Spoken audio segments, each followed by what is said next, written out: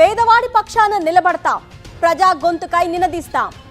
Voice of voiceless, తెలుగువారి మనస్సాక్షి సాక్షి TV.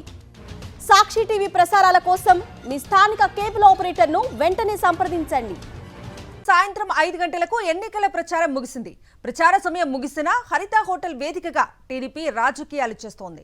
ఒంటిమిట్టలో యథేచ్ఛగా ఎన్నికల కోడ్ ఉల్లంఘిస్తున్నారు కూటమి నేతలు. ఎన్నికల సంఘం ఆదేశాలను బేఖాతరు చేస్తున్నారు కూటమి నేతలు. 6 గంటలు దాటినా కూడా హోటల్లోనే మకాం వేశారు మంత్రులు, ఎమ్మెల్యేలు, ఎంపీలు. కూటమి నేతలకు వత్తాసు పలుకుతున్నారు పోలీసులు, హరిత హోటల్ సిబ్బంది. ఇదే అంశానికి సంబంధించి పూర్తి అప్డేట్స్ మా ప్రతినిధి సురేందర్ అడిగి తెలుసుకుందాం. సురేందర్,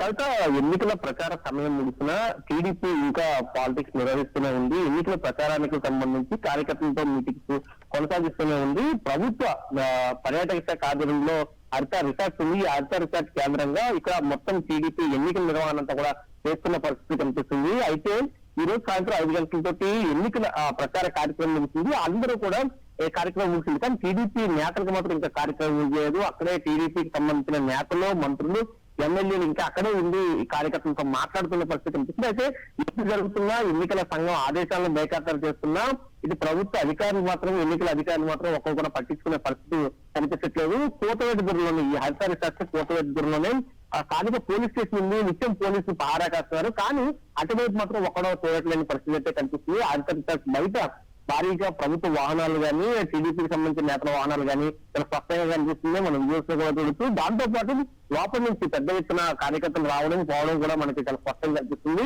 ఇప్పటికే హరిత ప్రభుత్వానికి సంబంధించిన ఎక్కడ గెస్ట్ హౌస్ కానీ, లేదా ప్రభుత్వానికి సంబంధించిన ఆఫీస్ కానీ ఎక్కడ కూడా ఎన్నికలు ఉపయోగించకూడదు, కానీ అన్నింటినీ కూడా పూర్తిగా వేగం చేస్తూ అన్నింటినీ ఉపయోగిస్తున్న పరిస్థితులు కూడా చాలా స్పష్టంగా కనిపిస్తుంది.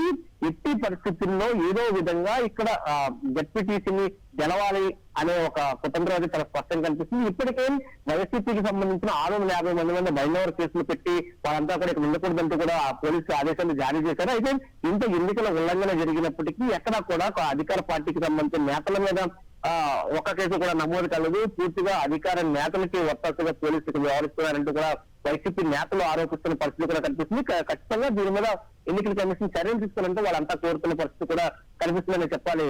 కవిత. Right Surendra, thank you.